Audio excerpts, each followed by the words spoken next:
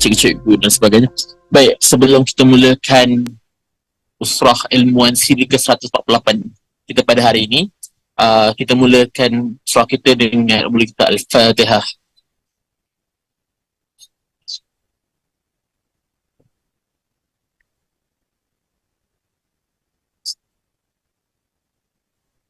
Amin, amin, amin.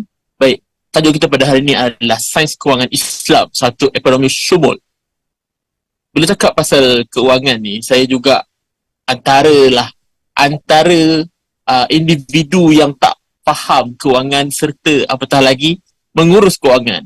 Kadang-kadang duit saya tu hilang sebab makan sedap-sedap, beli game dan sebagainya. Tapi kita nak lihat perspektif pada Islam, kewangan Islam bagaimana. Kita tengok pada hari ini.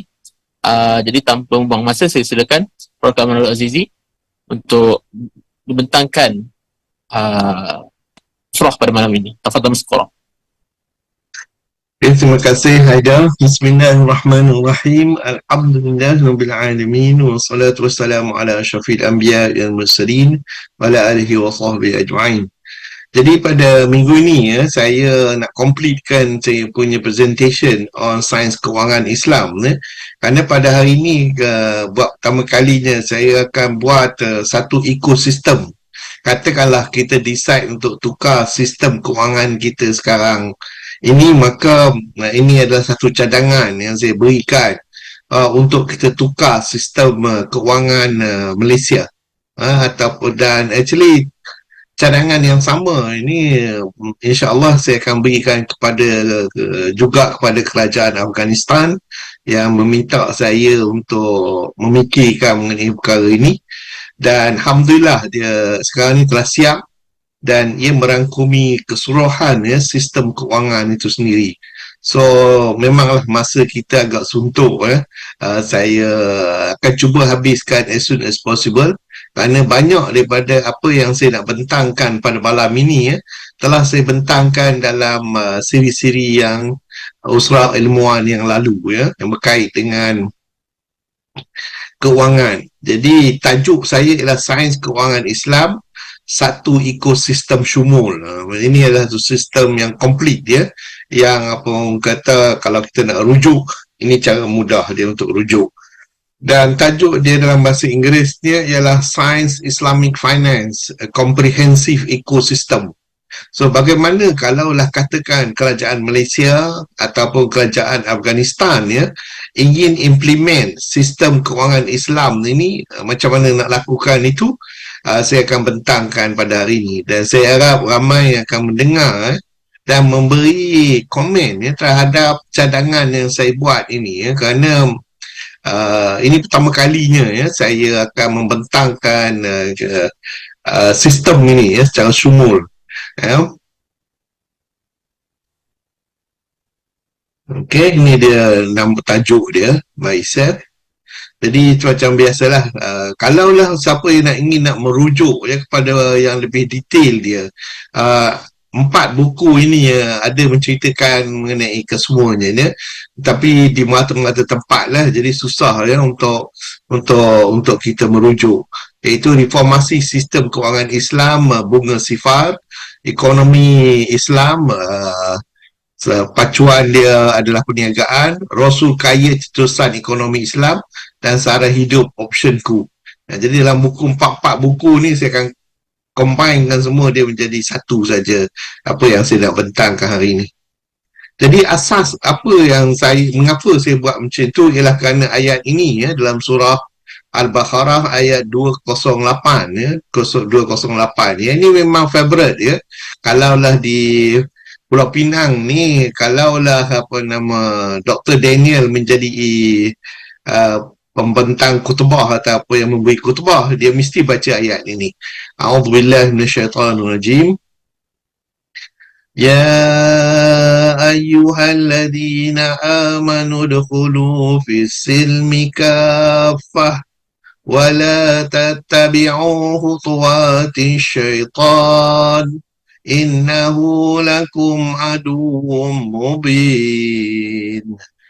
So selalunya Dr. Daniel dari Pulau Pinang, dia akan baca ni sebelum dia menamatkan khutbah yang pertama. Jadi apakah maksud ayat ini? Hai orang-orang yang beriman, ya ayyuhalladzina amanu udkhulu fi silmi kafah. Masuklah kamu ke dalam Islam secara keseluruhannya, dan janganlah kamu ikut turut langkah-langkah syaitan. Sesungguhnya syaitan itu musuh yang nyata bagimu. Jadi ini satu reminder kepada kita, especially kita yang dalam dakwah, bahawa jangan kita ambil Islam ikut apa yang sedap pada kita, dan kita tinggalkan apa yang sepatutnya pun berada dalam lingkungan Islam, tapi kita tinggalkan. Jadi ayat ini akan adalah saya punya, apa orang kata, punca ya, saya membuat ni sebagai satu sistem ya, satu ekosistem.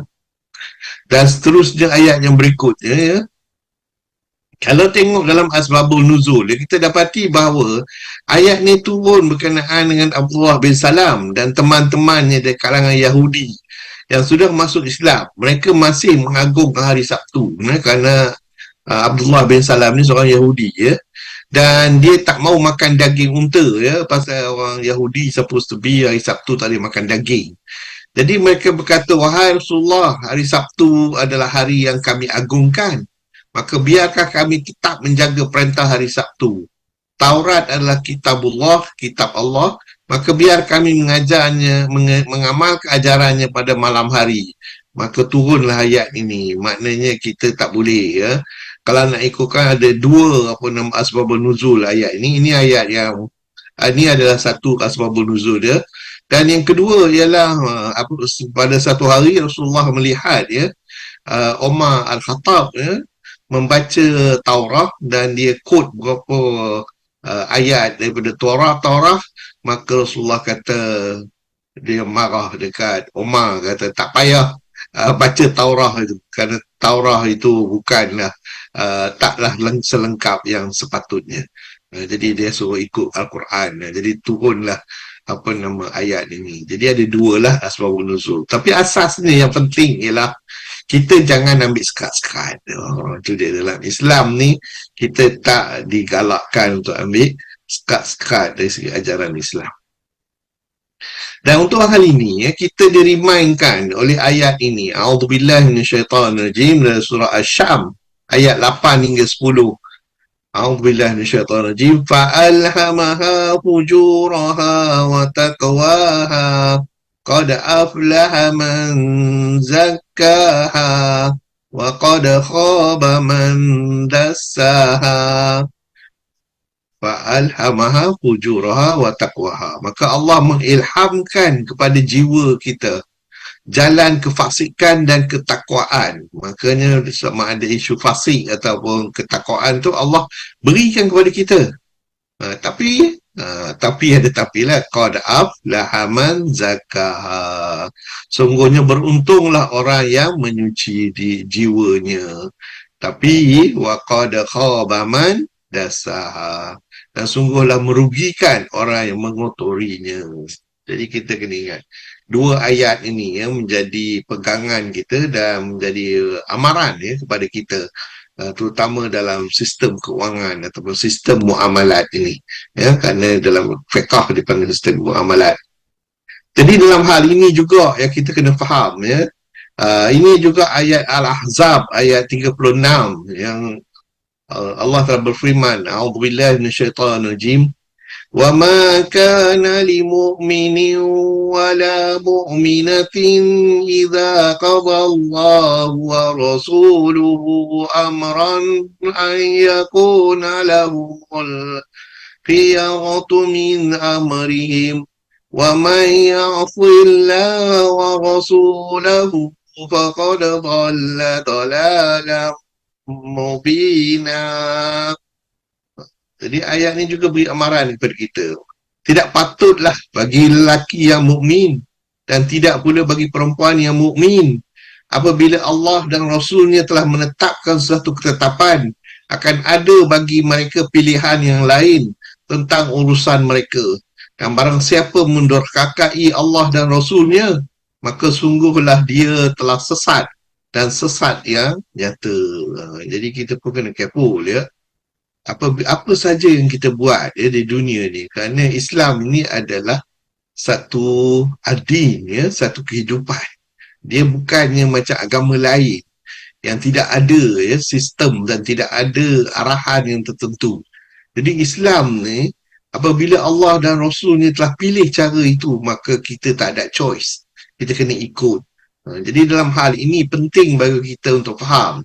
Yang ada setengah orang kata Islam adalah agama yang tak memaksa. Ya, dia tak memaksa selagi belum masuk Islam.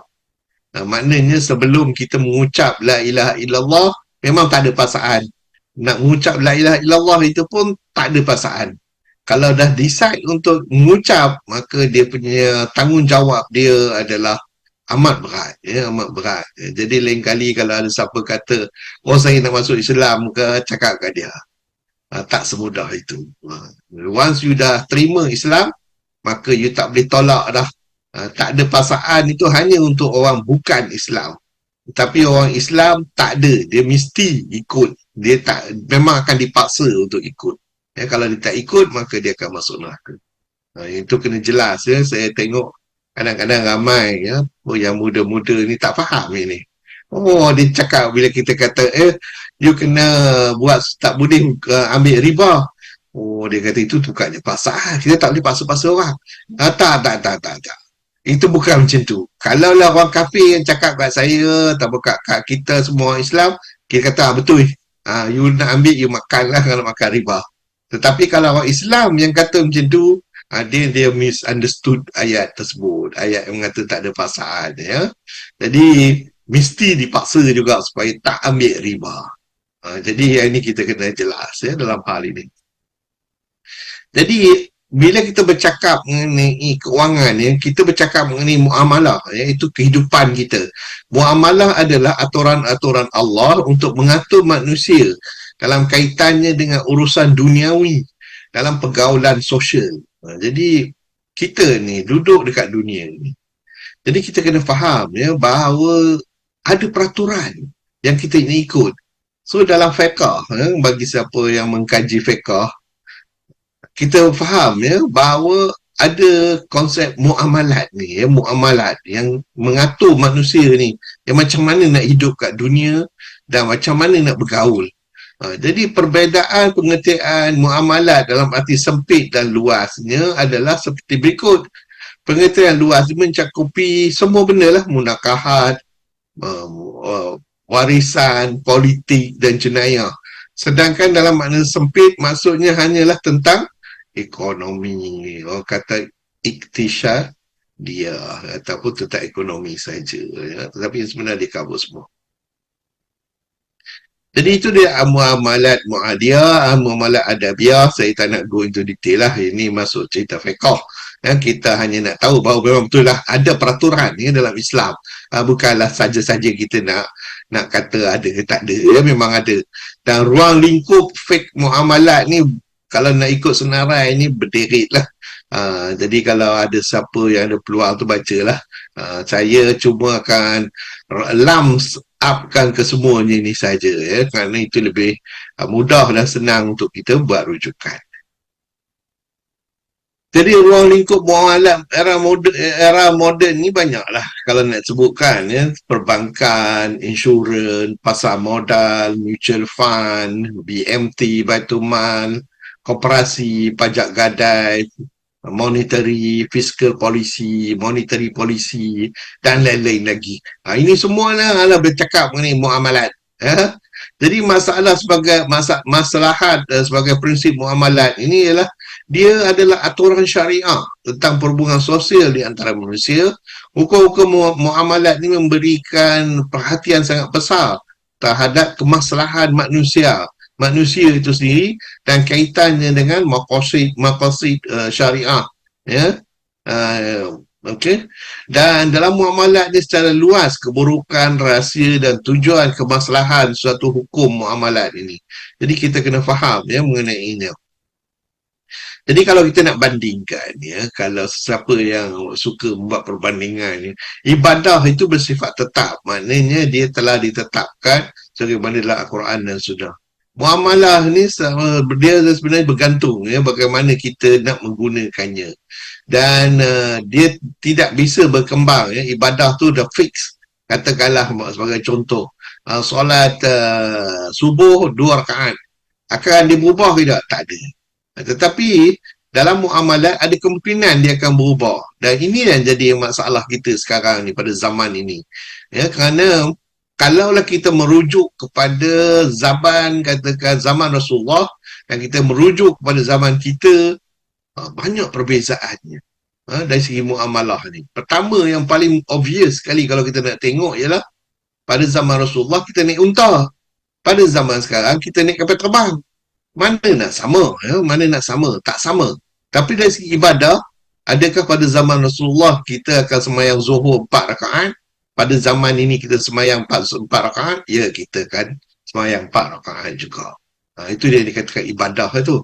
Dan ibadah ni bersifat khusus dan eksklusif. Muamalat biasanya bersifat universal dan inklusif. Dan dalam ibadah itu nas-nasnya lebih terperinci. Tapi dalam muamalah biasanya nas-nasnya umum. Maknanya kita kena ambil beberapa pandangan untuk melihat kesamaannya dengan zaman Rasulullah. Jadi kalau ibadah itu peluang ijtihad memang sempit lah. Memang sempit. Tetapi kalau muamalat, peluang ijtihad itu amat luas kerana dia melihatkan had. Dan maknanya seorang itu kalaulah dalam muamalat dia kena mempunyai 2 kepakaran sekurang-kurangnya. Kepakaran mengenai agama dan kedua adalah kepakaran mengenai muamalat yang nak dilaksanakannya. Mustahil dia hanya ada kepakaran ibadah dan dia tidak ada kepakaran muamalat, dia nak bagi pandangan. Jadi perlu berhati-hati dalam hal ini. Okey, itu the ground rule Okey, jadi kaedah ibadah dan muamalat ni pada dasarnya ibadah, kaedah dasar dalam ibadah adalah haram kecuali ada dalil yang membolehkannya. Itu dia peraturannya. Pada dasarnya semua aktiviti muamalat adalah boleh kecuali ada dalil yang melarangnya. Jadi nampak ada beza dia. Kalau dalam ibadah, kalaulah ianya haram, maka mesti ada dalil Tetapi kalau dalam muamalat, pada dasarnya semuanya boleh kecuali ada dalil yang melarang. Okey, itu dia. Jadi itu dia hukum fiqh berasaskan kepada nas dari Al-Quran dan Sunnah dan lain-lain. Ada prima, ada sekunder punya amalan ada ijtihad, ada ijma', qiyas, istihsan, istislah, dan urf ataupun kebudayaan. Jadi kalau kita tengok ni adalah sumber-sumber fiqh muamalat yang ada yang dipersetujui oleh ahli fuqaha Jadi terminologi sebagai contoh istahnis ni adalah berasal dari perkataan, panjanglah ceritanya saya pun tak nak cerita, ataupun istishhab ini pun ada juga maksudnya. Dan kalaulah ianya satu adat pun, apa dia contoh-contoh dia disebut dalam surah Al-A'raf ayat 199. Jadi itu detail lah, kita tak nak bincang ni detail ni. Dan ini sumber-sumbernya. Jadi untuk memberitahu bahawa memang bila saya membentangkan ini adalah pandangan saya, tetapi berdasarkan perkara-perkara yang saya latar belakang yang saya sebutkan ini. Jadi apakah ekosistem kewangan? Yang ini yang kita kena jelas supaya senang perbincangan kita nanti. Dalam sistem kewangan itu ada set institusi seperti bank, syarikat, insurans, bursa saham dan sebagainya. Itu ada dipanggil institusi kewangan. Dalam itu pun ada sistem kewangan tu wujud pula peringkat firma, serantau ataupun global. Jadi ada peminjam, pemberi pinjam dan pelabur. Jadi sistem kewangan juga termasuk set peraturan dan amalan yang digunakan oleh peminjam dan pemberi peminjam. Jadi sistem kewangan adalah susunan ekonomi di mana institusi kewangan memudahkan pemindahan dana dan aset antara peminjam, memberi pinjaman dan pelabur. Matlamatnya adalah untuk mengagihkan supaya menghidupkan sumber ekonomi. Jadi bila kita cakap mengenai ekonomi, maka kita tak boleh lari daripada sistem kewangan. Jadi ekosistem kewangan ni adalah terdiri daripada beberapa komponen dia.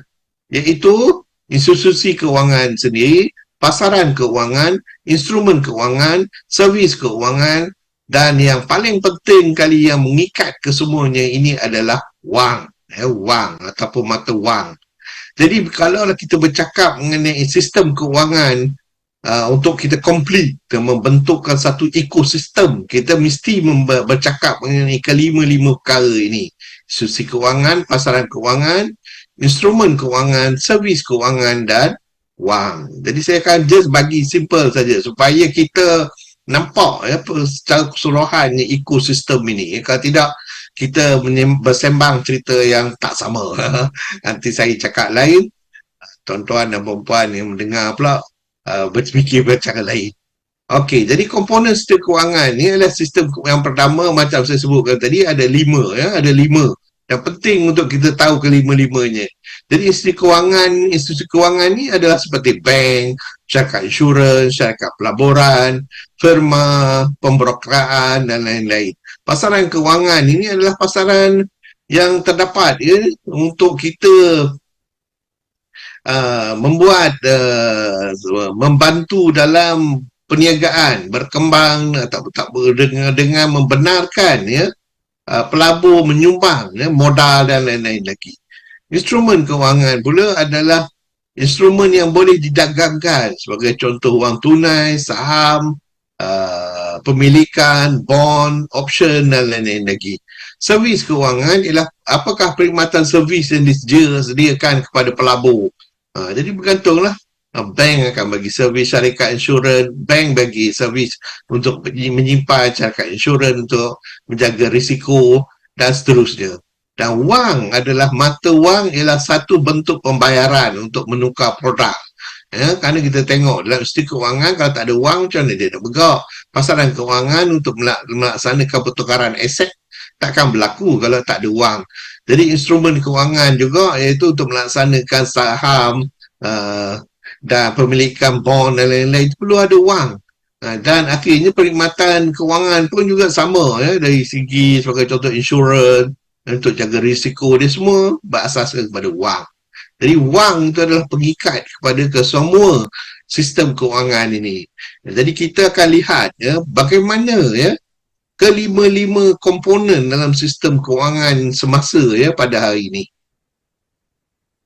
Dan fungsi sistem kewangan ini, dia membolehkan peserta berjaya dalam meraih faedah. Maknanya kita untuk sama ada menghidupkan ekonomi kita ataupun apa saja. Jadi sistem kewangan ini boleh menjadi sebagai sistem pembayaran, sebagai simpanan, sebagai kecairan, sebagai pengurusan risiko atau sebagai dasar kerajaan yang mengawal kesemua ini. Jadi kalau kita nak lihat secara lebih detail adalah seperti berikut Jadi sistem pembayaran ini dia mestilah satu sistem yang cekap supaya perniagaan dan pedagang yang mengumpul wang tu boleh menukarkan produk ataupun perkhidmatan mereka. Dan simpanan ialah simpanan awam sama ada oleh individu atau peniaga yang melabur dalam berbagai pelaburan dan melihatnya berkembang dari satu masa ke satu masa. Kecairan ialah pasaran kewangan yang memberi pelabur keupayaan untuk mengurangkan risiko secara sistematik. Dan pengurusan risiko ialah melindung pelabur dari berbagai risiko kewangan sebagai contoh insurans lah. Dasar kerajaan yang kerajaan cuba menstabil atau mengawal selia ekonomi dengan melaksanakan dasar khusus untuk menangani sebagai contoh inflasi, pengangguran dan kaedah. Kaedah. Jadi itu fungsi sistem kewangan.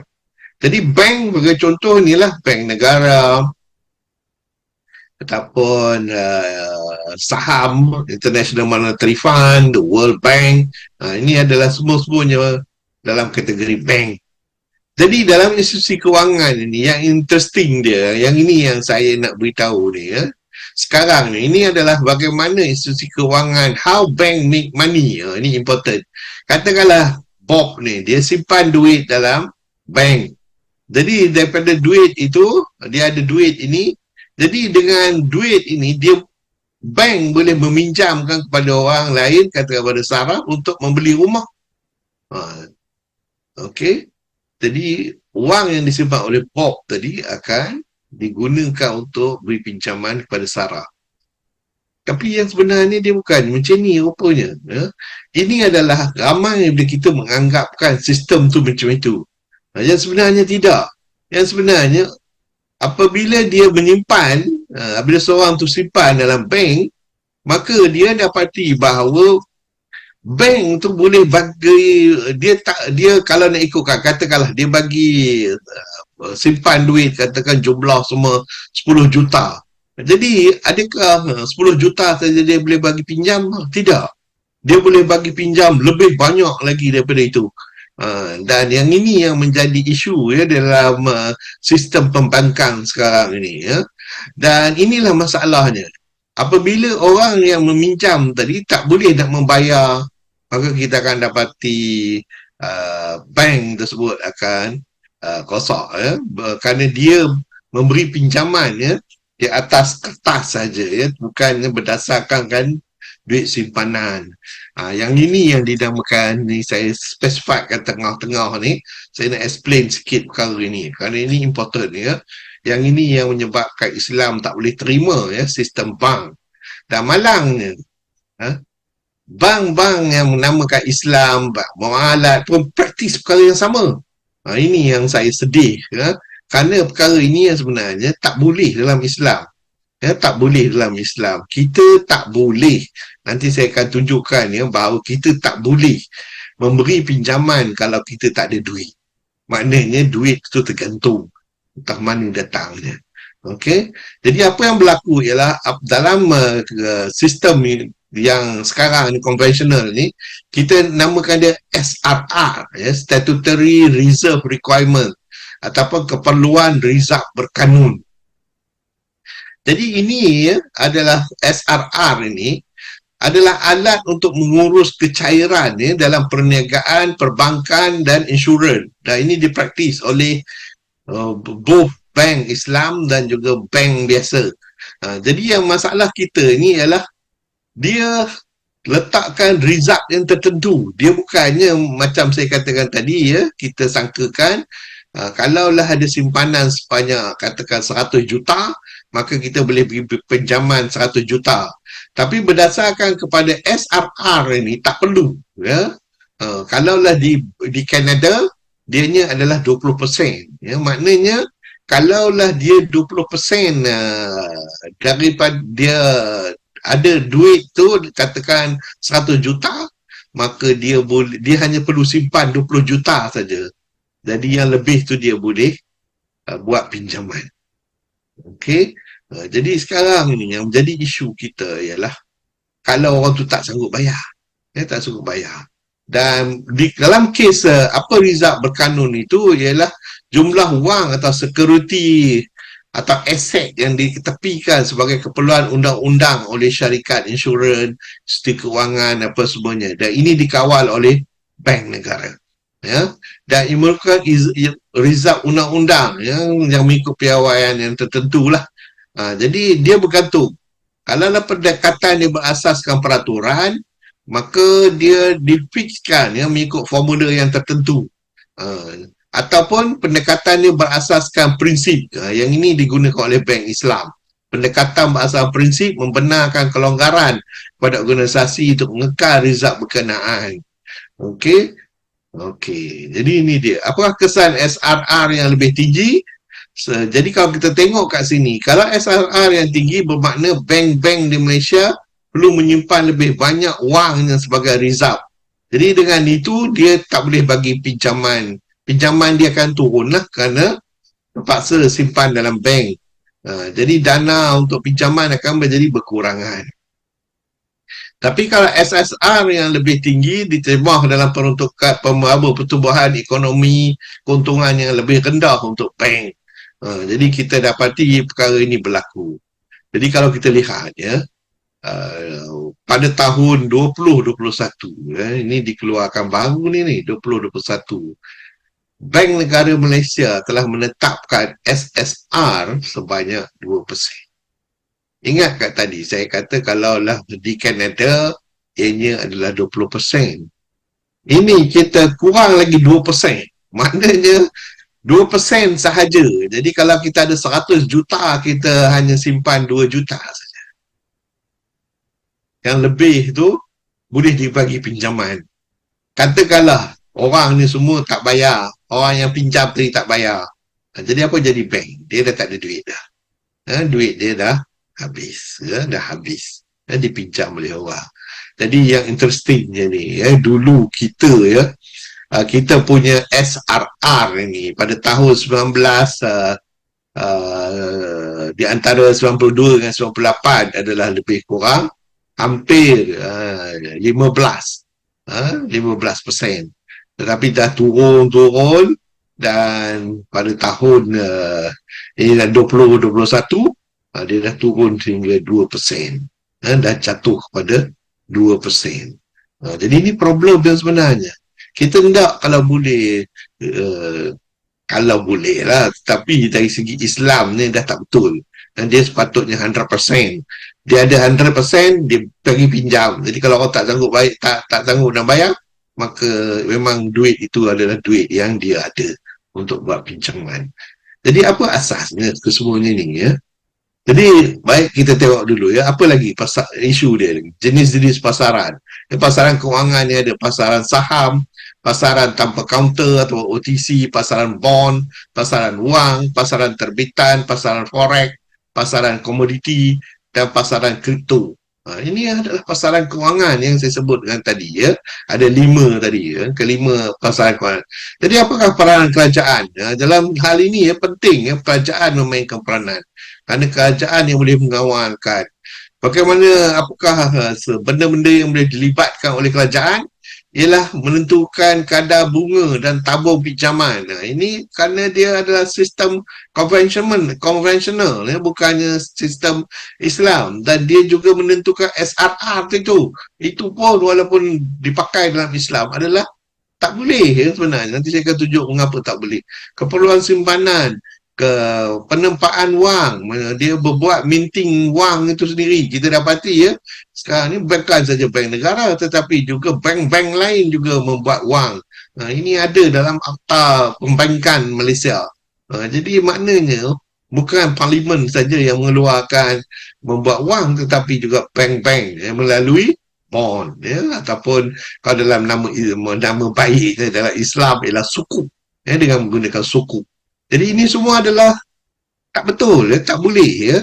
Dan polisi fiskal, transaksi cukai ya, dan kita memang menggalakkan cukai dan dalam Islam pun cukai tak digalakkan. Dan simpanan insurans, peranan pengawal selia ya, sebagai regulator ya, kerajaan boleh ya berperanan dalam sistem kewangan ni. Jadi kalau kita tengok kat sini, the political will is very important.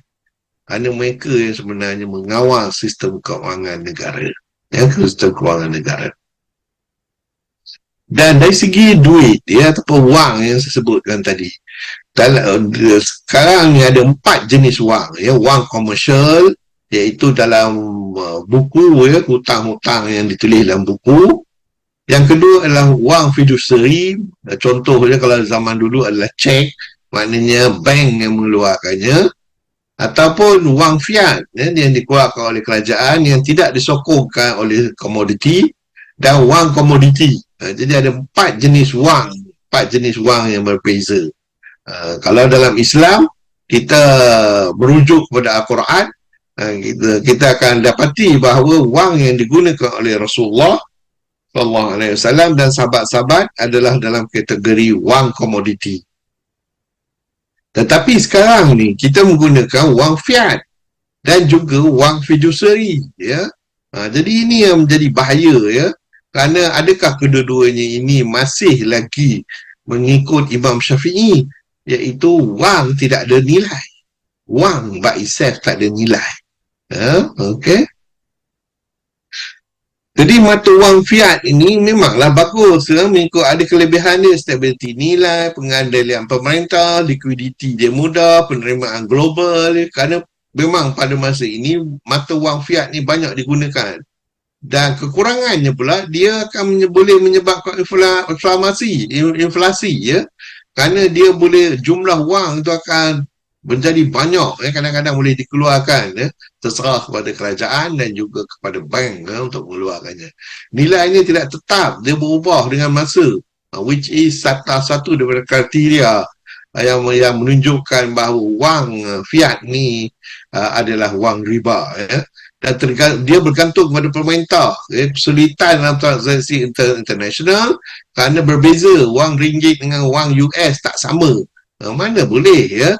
Walaupun nama dia wang, sepatutnya dalam Islam bila dikatakan wang, mesti dia sama nilai dia, tak kira kat mana pun. Risiko keamanan, ya, dan juga terbatasnya privasi, ya. Jadi ini adalah masalah-masalah integral dengan mata wang fiat. Jadi wang ni, kalau kita lihat, dia ada forex dia, ya, foreign exchange. Jadi bila ada foreign exchange, itu menunjukkan sekarang ni wang diperniagakan. Walaupun Imam Syafi'i telah menyatakan, ya, bahawa wang tak boleh diperniagakan. Jadi maknanya sekarang ni, apa yang Imam Syafi'i kata itu telah tak apply lagi di sini. Jadi kita perlu ada ulama yang setara dengan mungkin ataupun yang kurang sikit daripada Imam Hanafi untuk melihat perkara ni semula, ya.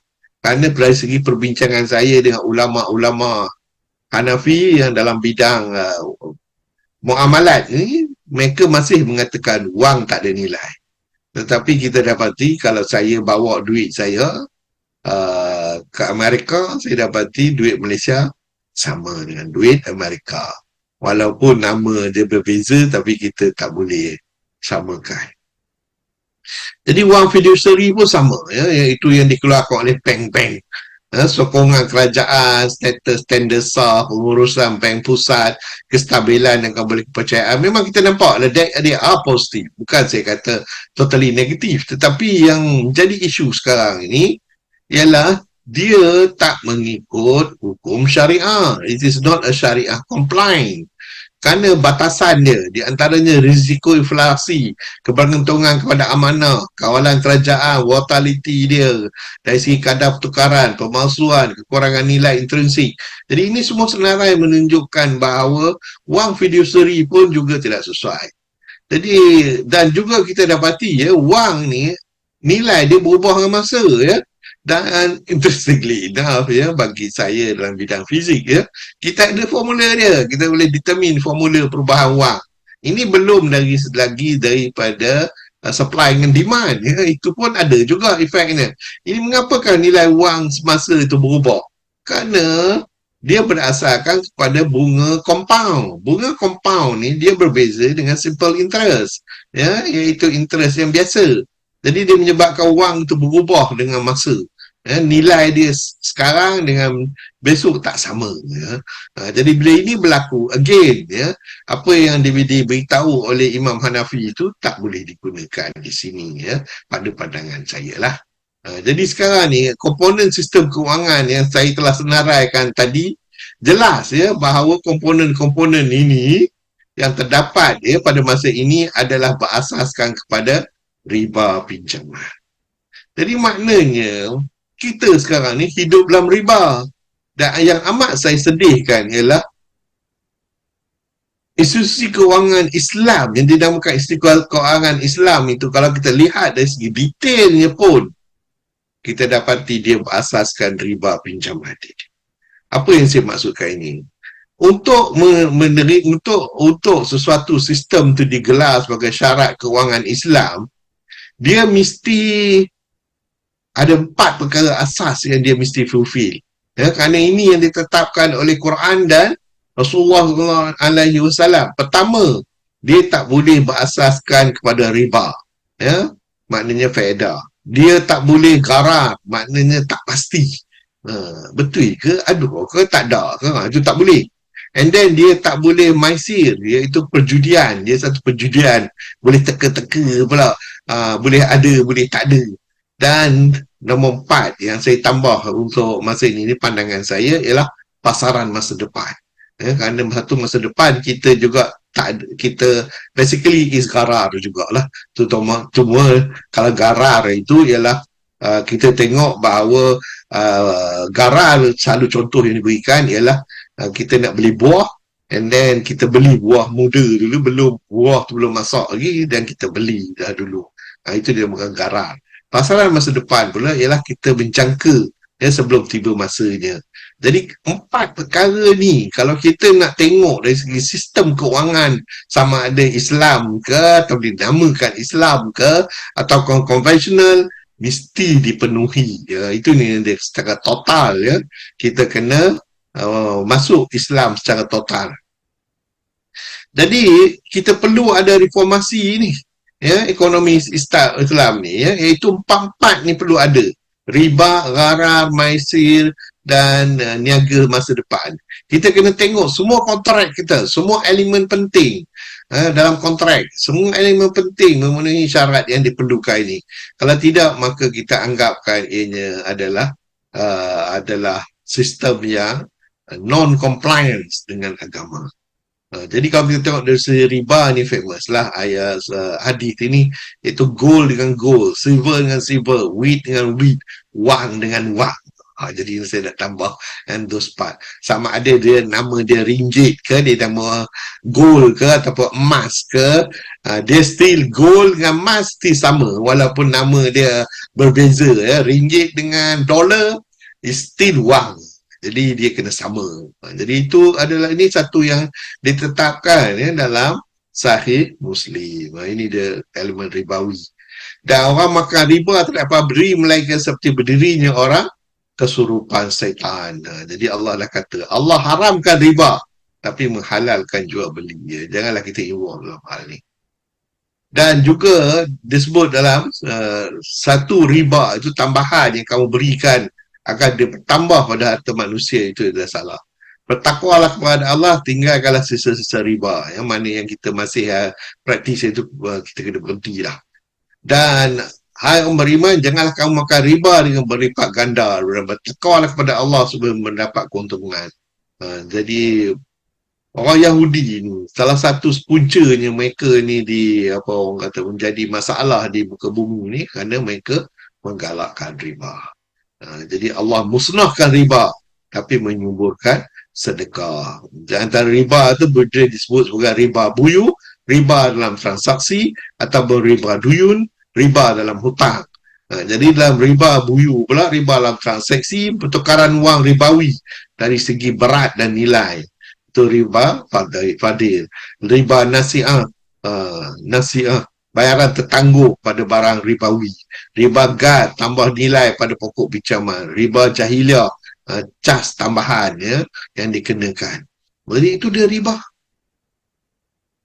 Jadi elemen riba ni kita boleh lihat memang satu perkara yang perlu kita fikirkan semula terhadap semua perkara yang kita lakukan. Dan orang Yahudi ni memang terkenal kerana compound interest dia, dan mereka kalau mengikut sejarah dia telah dihalau daripada satu negara ke satu negara kerana mereka ni menjadi peminjam di negara-negara ini.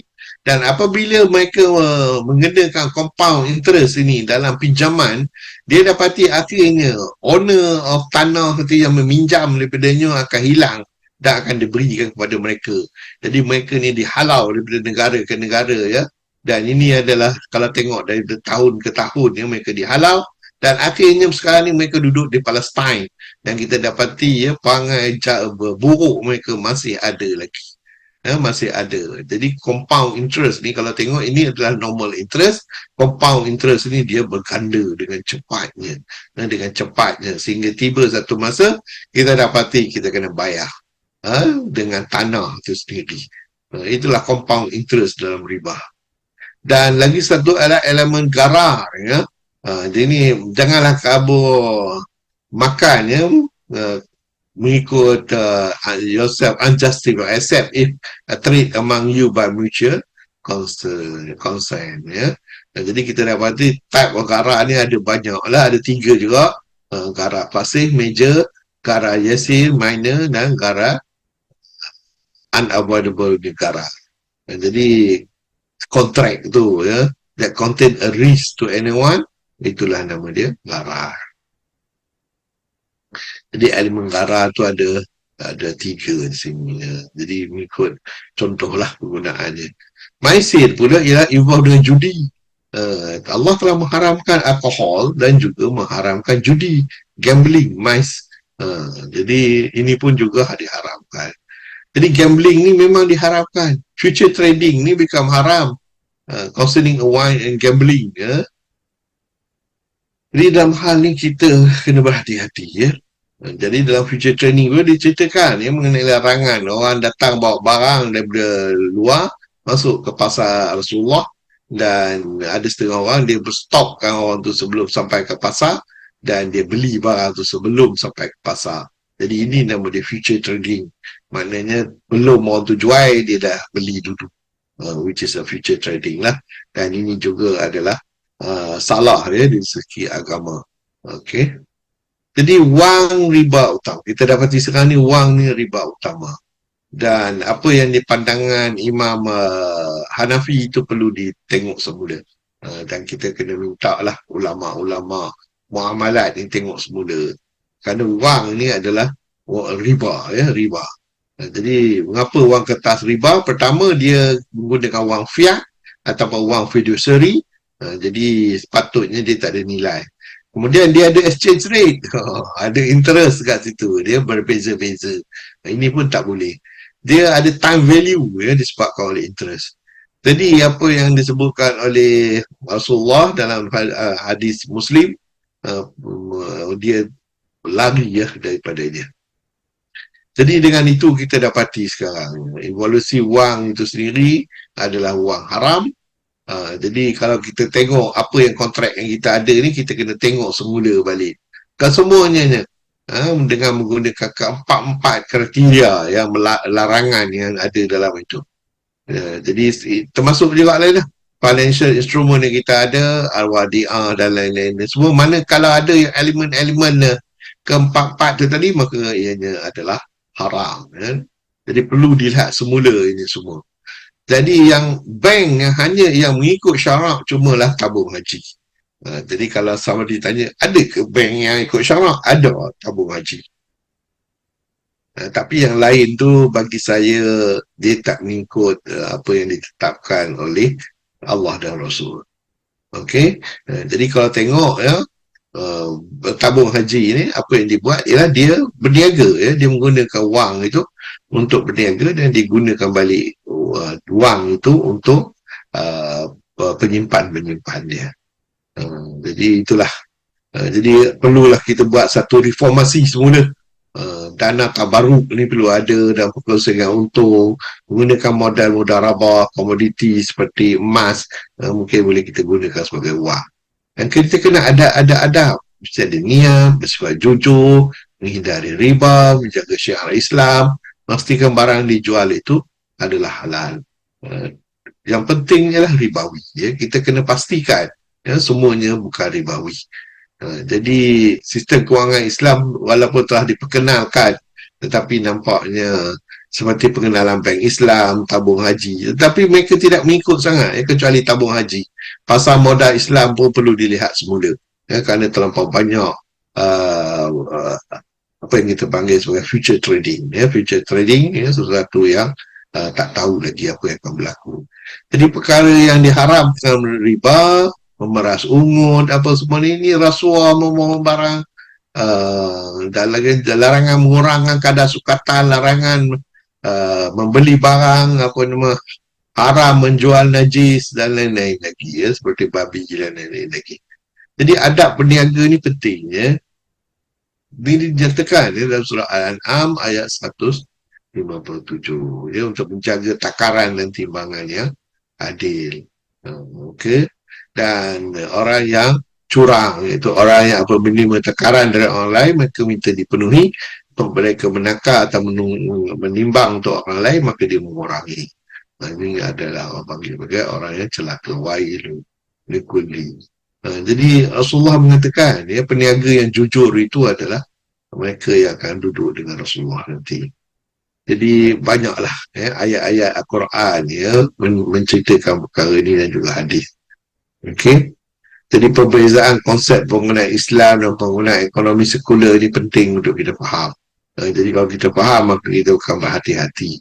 Jadi indikator dalam ekonomi pembahagian pembangunan Islam ni disebut dalam surah Quraisy, surah Al-Nas, surah Toha, surah Al-Araf, surah An-Nisa. Dan semua ni dia menceritakan mengenai ini. Jadi ia perlu satu yang kondusif, ya, dan perlu ada pendidikan, mengukur nilai norma apa semua ni. Ini perlu kita lakukan.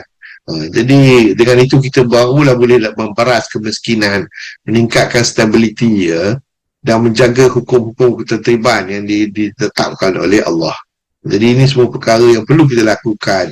Sifat ifah dalam mencari rezeki itu pun penting. Iaitu, ya, pada mula-mulanya Rasulullah telah membina satu pasar, ya. 3 perkara yang Rasulullah buat semasa dia hijrah ke Madinah. Yang pertama, ya, dia membinakan masjid untuk menjaga akidah sahabat-sahabatnya. Dan yang kedua ialah dia menyediakan satu perjanjian, ya, Syahifah Madinah, untuk perhubungan di antara orang kafir dengan orang bukan orang Islam dengan orang kafir. Dan yang ketiga ialah dia membina pasar. Jadi yang ini yang selalu tak disebut. Jadi dalam pembinaan pasar itu telah disediakan, diberitahu bahawa mencari rezeki itu juga adalah ibadah, ya, ibadah. Jadi itulah dia, okay, yang kita dapati. Yang penting untuk kita, kerana asaf ini nampak macam ada riba, tapi sebenarnya dia bukan. Dia lebih itu. Jadi kita kena faham, ya, mengenai perkara ini, dan kita dapati bahawa tanggungjawab kita sebagai rakyat di Malaysia ini ialah menukar perkara ini, ya. Selagi kita praktis cara riba ini, maka gharar, maisir, itikar, haram, gish, itu kita simpan dan semua perkara ini juga adalah dilarang oleh Islam. Jadi itulah, ya, Islam is a way of life, ya. Maknanya semua fasad-fasad dalam kehidupan itu perlulah mengikut Islam, dan dia tak boleh orang kata campur-campur. Jadi Islam itu adalah cara hidup. Jadi kita perlulah berhati-hati dalam hal ini sebagai yang hidup. Jadi perlulah adanya reformasi ekosistem kewangan Islam berasaskan kepada ketiadaan riba, gharar, maisir dan niaga bersedekah. Wabillahi taufiq wal hidayah. Assalamualaikum warahmatullahi wabarakatuh. Waalaikumsalam warahmatullahi wabarakatuh. Terima kasih Prof atas perkongsian dalam ni. Saya ada beberapa soalan, tapi sebelum itu saya buka kepada rakan-rakan dan sahabat-sahabat. Kalau ada persoalan nak diperkatakan atau dikongsi maupun menambah apa yang telah dikongsikan pada hari ini, silakan. Pak Nik. Oh, Pak Nik. Silakan Pak Nik. Baik, Assalamualaikum warahmatullahi wabarakatuh. Assalamualaikum. Ini bukan bidang saya. Jadi nak soal pun payah, nak bagi jawapan pun payah. Okey, cuma kita ambil PM punya komen pasal Bank Islam, contohnya Perbankan Islam Malaysia yang sudah berjalan selama 30 tahun begitu lebih kurang. Yang dikatakan Bank Islam. Kalau Ahmad Najjar daripada Mesir, dia kata yang ada bukannya Bank Islam tapi Halal Bank. Disebut gitu. Ahmad Najjar, dia ni tokoh ekonomi di Mesir, dah meninggal pun. Dia kata Halal Bank, bukan Islamic Bank. Jadi nak kait apa yang Datuk Seri Anwar komen begini, dia komen dah lama. Iaitu dia kata walaupun kita sudah 30 tahun dalam perbankan Islam, namun dia kata yang saya amat tidak puas hati itu ialah perbankan Islam kita ni terlalu menekankan kepada struktur dan juga perundangan, maknanya halal haram. tanpa mengambil kira kebajikan. Maknanya akibat daripada kita menggunakan sistem Islam di Malaysia ni, akibatnya ke atas pengguna bagaimana? Jadi PM kata akibatnya sama dengan konvensional. Jadi di mana keindahan sistem Islam tu? Dia duk komen macam tu. Tapi jalan penyelesaian dia tidak bagi juga. Cuma dia kata kenapa kita tumpu kepada struktur dan juga perundangan. Maknanya perundangan lah. Tapi tidak melihat dari sudut implikasi atau impact kebajikan ke atas peminjam itu. Itu apa komen Prof? Terima kasih. Okey, terima kasih Pak Nik. Ini satu soalan yang perlu another satu jawapan yang lagi satu perlu presentation. Cuma satu perkara ya, apa yang Datuk Seri Anwar sebutkan itu ialah oleh kerana nama saja Bank Islam, saya yang sebenarnya tak boleh terima juga ini adalah bank halal. Kerana dia konsep yang saya tak boleh terima ialah SRR yang saya sebutkan tadi. Ramai orang tak faham SRR ni, kerana even saya sembang dengan orang bank pun dia pun tak faham SRR ni. Iaitu SRR punya konsep ialah di mana dia ambil deposit orang, kemudian dia akan bagi pinjaman mengikut SRR tu. Jadi dia dah tak ada elemen kemanusiaan tu, dah hilang. Yang dia ada ialah profit, keuntungan. Jadi bila dia dah tak ada yang itu, dia dah jadi sama macam bank konvensional. Jadi bank Islam ni pun praktis SRR ni yang masalahnya. Jadi satu je bank yang tidak ada praktis SRR ni ialah tabung haji. Tapi tabung haji sebenarnya kita ketahui dia tak bagi pinjaman. Jadi sepatutnya kalaulah tabung haji bagi pinjaman, dia akan bagi katakan 1 juta pinjaman, maka dalam 10 tahun kita kena bayar balik pun 10 juta, 1 juta juga, sama value.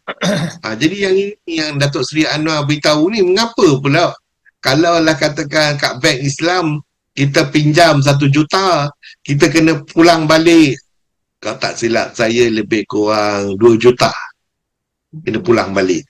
Isunya ialah kerana SRR ni. Jadi ramai orang tak faham yang ni. Jadi saya pun baru faham mengenai SRR ni bila saya bersembang dengan banker untuk penyediaan nak pergi Afghanistan. Baru saya faham. Jadi masalah ini kita macam saya katakan tadilah, ekosistem kita kena revamp balik ke semuanya. Islamic punya sistem tu semua kena buang balik tong sampah dan start balik lain. Apa perkara yang saya sebutkan tadi yang berlawanan dengan 4 perkara tersebut yang ada pasal SRR ini termasuk dalam kategori future trading bagi saya ialah termasuk dalam future trading dan juga termasuk juga dalam maisir iaitu dia adalah gambling. Jadi oleh kerana kesemua ni ada, jadi itu yang kita ada masalah ni. Well, maknanya susahnya nak maknanya susah betul lah sebab mana yang ada ni pun ialah pun dah susah nak ubah macam hak Prof kata tu, nak kena tekad sungguh lah. Betul Pak Nik. Rasulullah saya nak cerita macam mana Rasulullah buat. Pasal ini penting juga. Kadang-kadang kita nampak memang susah. Tapi one thing Rasulullah buat, dia buat 3 perkara yang selalunya orang bincang. Bila Rasulullah berhijrah. Pertama, macam saya sebutkan tadi, ialah dia bina masjid. Dia bina masjid. Jadi kebanyakan orang kata ustaz-ustaz kita kan dia kata bina masjid kerana nak jaga akidah. And then yang kedua, sekarang ni yang dah mula famous ialah Syahifah Madinah, iaitu kontrak agreement di antara orang Islam dengan bukan Islam macam mana nak hidup bersama. Tetapi ada lagi satu yang Rasulullah buat yang tak ada diceritakan oleh ustaz-ustaz kita, minta maaf lah, iaitu pasar. Dia bina pasar dekat dengan masjid.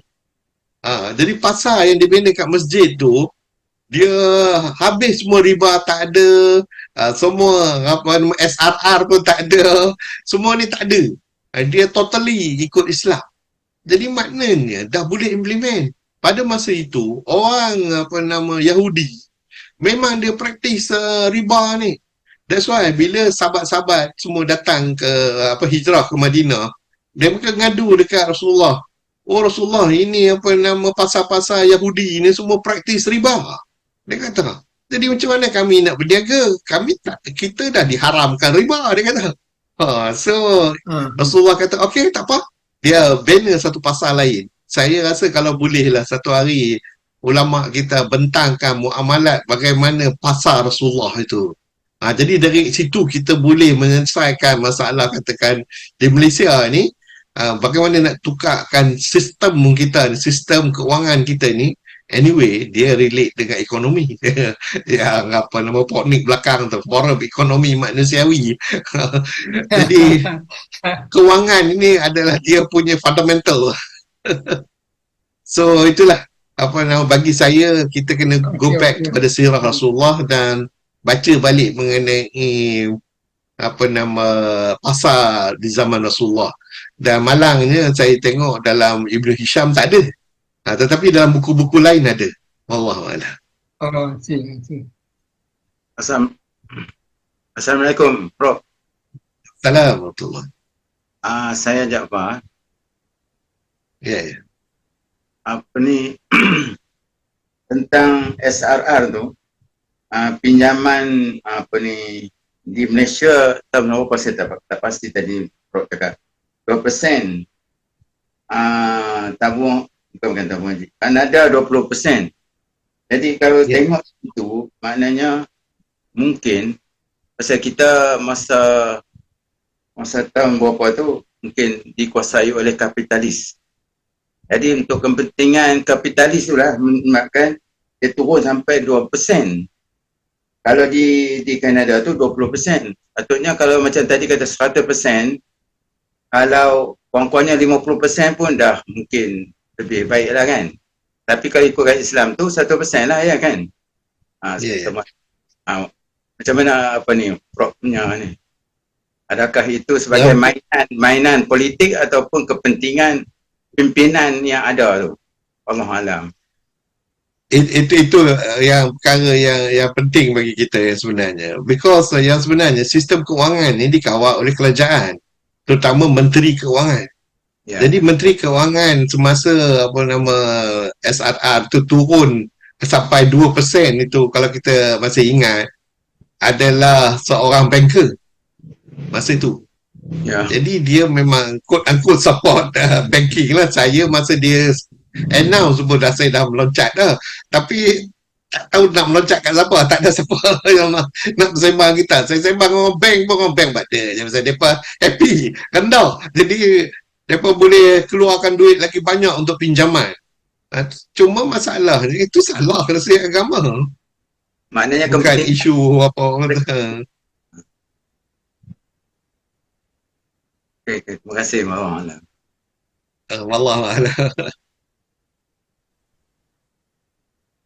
Assalamualaikum. Waalaikumsalam. Ya. Ketua Haji Yusof, silakan. Alhamdulillah.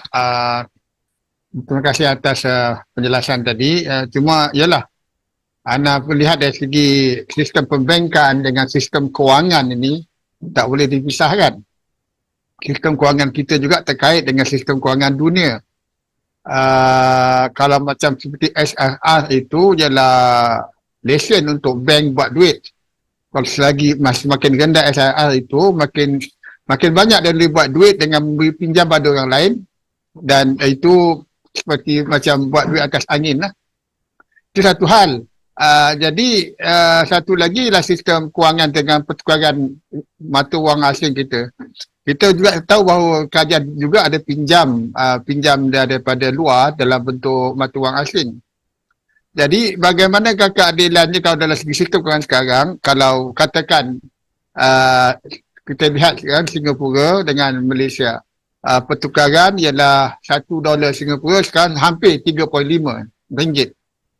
Bermaksud kalau orang Singapura dia kerja dalam satu hari, kalau dia bawa gaji tu ke Malaysia, dia boleh makan sampai 10 hari.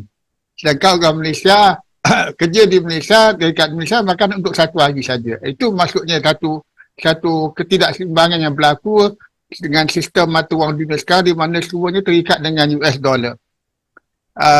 Jadi itulah cara bagaimana Yahudi ataupun sistem kapitalis ini memindahkan kekayaan negara-negara miskin seperti Malaysia dan negara ketiga khususnya lah.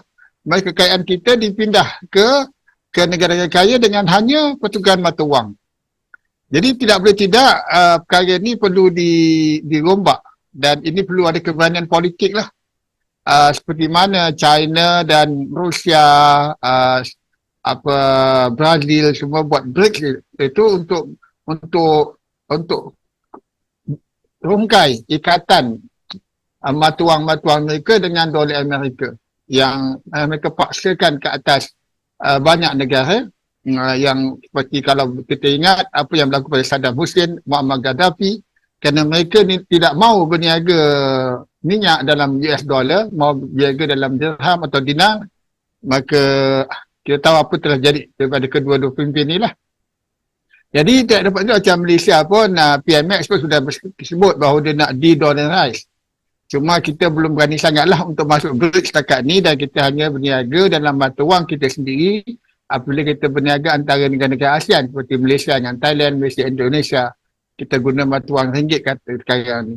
Jadi dalam hal ini memang satu proses perjuangan untuk umat Islam khususnya lah, untuk menukar atau menjalankan usaha untuk menukar atau sistem kewangan dunia sekarang pada sistem yang bebas daripada US dollar dan kembali kepada komoditi. Dan itu satu perjalanan yang panjang lah kalau di Malaysia ni sebab kita terikat. Terlalu banyak perkara yang terkait kalau kita nak ubah sistem kewangan kita dengan pinjaman yang ada, dengan sistem perbankan, dengan sistem bayaran, semua itu perlu dikaji. Tapi harus ada prosesnya untuk kita mula langkah pertama untuk ke arah itu. Walaupun kita telah mula tubuh Bank Islam, tapi Bank Islam pun terpaksa ikut sebahagian daripada sistem kita yang terlibat dengan riba. Jadi saya difahamkan bulan ni ada kongres atau conference antarabangsa kewangan Islam di Kuala Lumpur yang dianjurkan oleh PMX jugalah itu untuk membincangkan perkara ini. Mudah-mudahan ada satu perkara yang natijah yang baik daripada conference itu dan dapat kita laksanakan dalam usaha kita untuk membaiki sistem ekonomi dan sistem kewangan supaya selaras dengan Islam. Wallahualam. Terima kasih Prof. Okey, terima kasih Tuan Haji Yusof. Dalam hal ini ada 2-3 perkara yang conference tu telah di-postpone ke bulan Februari. Kerana saya ada hantar kertas kerja, basically the same thing tajuk dia, iaitu menukar totally sistem pembankan daripada non-Islamik kepada Islamik, termasuk bank Islam. So dalam hal ini dia pernah postpone ke bulan Februari. So saya tak tahu sama ada mengapa dia berpostpone pun saya tak pastilah.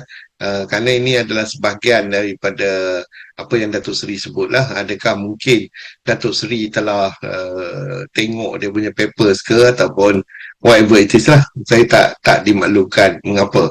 Tetapi saya masih menunggu sama ada paper saya akan diterima ataupun tidak, dan saya bersedia berbincang dengan pakar-pakar yang menyediakan kewangan tersebut. Kalau yang kedua, kita kena faham ya. Kalaulah Rasulullah, pada zaman Rasulullah tu sendiri, memang Yahudi dah very powerful dia di Madinah.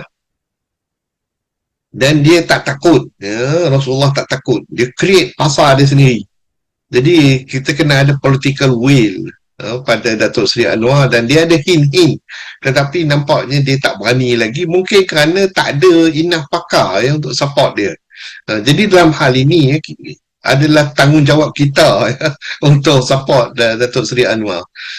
Dia ada hint-hint katakan kita kena ada satu IMF, World Bank sendiri. Tapi tengoknya tak ada sambutan pun daripada OIC. Ya, kerana kita tak pernah kempen pun dengan OIC. So kita kena mula start to now, kerana sahabat kita adalah wakil OIC, minta supaya perkara ni difikirkan bersama. Kerana kalaulah negara OIC yang akan membentuk another IMF ataupun itu, even BRIC itu pun dah menjadi powerful dah. Dengan mereka decide untuk form dia punya own sistem kewangan sendiri, bank sendiri. Tapi kita OIC ada berapa ahli? Saya ingat ada 100 orang ahli. Jadi kalau kita lah buat decide untuk buat bank sendiri, bank Islam sendiri, dan semua kewangan kita adalah mengikut syariah, saya ingat tak ada siapa berani lawan kita. Cuma masalahnya tak ada political will dan tak ada champion yang sepatutnya pergi ke depan dan defend perkara ini. Jadi itulah dia perkara yang berlaku lah. Allahuakbar. Ya. Prof, dalam grup ni ada juga, ada ke tidak yang bersedia bawa anak ataupun bawa Dr. Kamarul jumpa dengan CEO ke dia panggil, yang jaga Aukaf Malaysia ni, boleh panggil, yang jaga tabung haji, wakaf dan zakat ni, boleh panggil Jauhar. Okey, ada Jauhar. Dalam yang hadir usrah ni ada tak yang boleh bawa anak dan juga mungkin Kamarul Azizi jumpa dengan pengarah CEO lah, CEO Jauhar. Kita sebabnya macam mungkin satu daripada caranya ialah macam dicadangkan tadi, kita buat bank sendiri. At least secara kecil-kecilan, itu yang FEM, Forum Ekonomi Manusiawi, kita hantar kepada PM bulan 8 dulu, cadangan untuk Aukaf Bank. Kalau ini boleh jadikan suatu tanda bukti bahawa dengan keadaan Islamik ni kita boleh untung, di masa yang sama kebajikan tu merata. Ada tak yang biasa dengan CEO Jauhar tu? Boleh kami pergi. Papernya dah ada. Itulah apa namanya, saya ingat macam Jauhar ni, the best untuk kita pergi ialah dengan berjumpa dengan Jakim, because Jauhar ni bawah Jakim. Dan sekarang ni chief besar Jakim ialah our sahabat sendiri, Dr. Razak Makno Manuti. Dr. Makno Manuti. Makno Manuti sebagai Jakim. Jakim punya pengurusi. Bukan, dia IKIM. Dia IKIM. Dia IKIM. Bukan Jakim. Tapi maknanya sekarang ni Jauhar bawah Jakim ke? Bawah Jakim. Kalau Jauhar bawah Jakim, then ada Dr. Razak. Kita ke ke Jakim. Okey. Ya. Prof bersedia tak? Anda atur dengan Dr. Razak, dan kalau Dr. Fli kita pergi sama. Masa muktamar istimewa nanti anda ada dekat Kuala Lumpur hari Khamis dah anda dah, insya-Allah. Kita cuba Khamis tu, ya. Aku dapat lah, boleh setengah jam, tak apa dia, sebab paper dah ada. Itulah. Anda setuju itu? Elok kita buat tu. Maknanya katalah kalau begitu, dari bank tu kita yang mulakan daripada kosong. That's right. Jadi senanglah sebab daripada kosong. Yep. Dan benda tu dianggap bermula dengan lokal lah. Jadi okeylah. Tafadhal, tafadhal. InsyaAllah sebab gini, saya duk ingatkan PM bawa dalam bajet rupanya dia tak bawa mungkin premature ataupun tuntah lah. Tapi kita bagi ke dia tu sekitar bulan 18-9. Ialah mungkin tak sempat nak hadam dan sebagainya. Dan benda tu melibatkan pihak berkuasa, MAIN, Majlis Agama Islam Negeri-Negeri.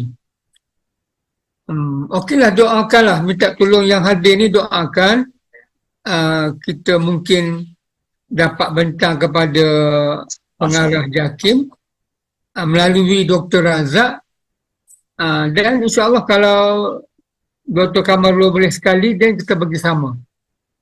InsyaAllah, insyaAllah. Doakan. InsyaAllah. Baik, terima kasih. Cadangan yang baik.